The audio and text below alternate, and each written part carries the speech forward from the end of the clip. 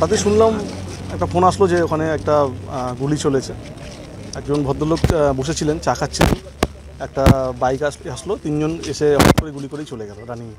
কিছু বোঝা গেল না, খুব আওয়াজ হলো, সবাই চিল্লাচিল্লি করলো, ছুটে পালালো সবাই, কিছুজন মানে ভয়ে। তারপর এসে দেখলাম যে এই ঘটনা।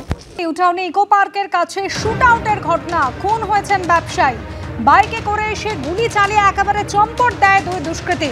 রাত 10টা নাগাদ গুলি চলে। ভাঙড়ের ইটভাটার মালিক নাসিম উদ্দিনের মৃত্যু হয়েছে। সরাসরি চলে যাব, ব্রতদীপ ভট্টাচার্য আমাদের প্রতিনিধি রয়েছেন আমাদের সঙ্গে। ইতিমধ্যেই কিন্তু বেশ কয়েকজনকে আটক করে এই মামলায় জিজ্ঞাসাবাদ শুরু করেছে পুলিশ। এবং যেটা জানা যায়, গতকাল 9:30 থেকে 10টার মধ্যে নিউ টাউনে ইকো পার্কের কাছে এনকেডি এর একটা নির্মীয়মান পার্কিং লট তৈরি হচ্ছিল।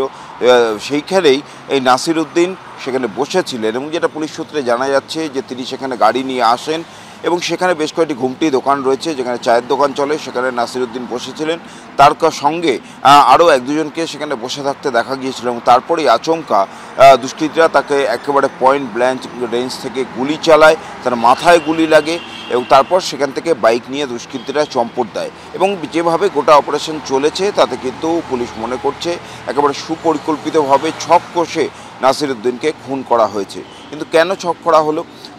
পরিবারের লোকেদের যেটা অভিযোগ যে নাসির উদ্দিন ইটভাটার ব্যবসা ছিল তার এবং সঙ্গে কয়লার ব্যবসাও করতেন। হাড়োয়ায় যে ইটভাটা ছিল তার, সেই ইটভাটায় তার ব্যবসায়িক এক অংশীদার ছিলেন। সেই অংশীদারের সঙ্গে বেশ কয়েক মাস ধরে ইটভাটার হিসাব নিয়ে তার বিবাদ চলছিল, বেশ কয়েক লক্ষ টাকার বিষয়।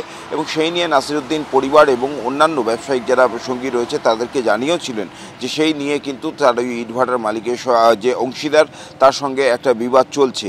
পরিবারের লোকেদের অভিযোগ সেই বিবাদের কারণেই ইটভাটার মালিক তাকে খুন করিয়েছে। ইটভাটার হিসাব নাসির উদ্দিন দীর্ঘদিন ধরে চাইছিলেন, কিন্তু সেই ব্যক্তি ইটভাটার হিসাব দিচ্ছিলেন না এবং সেই নিয়ে দুজনের মধ্যে বিবাদ চলছিল। পরিবারের লোকেদের আশঙ্কা সেই কারণেই কিন্তু তাকে খুন করা হয়েছে।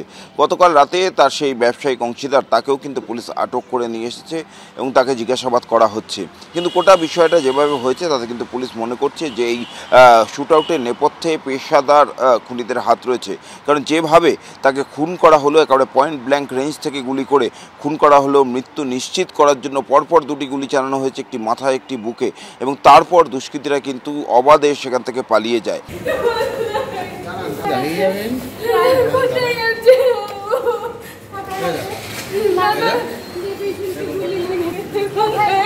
আচ্ছা দেখি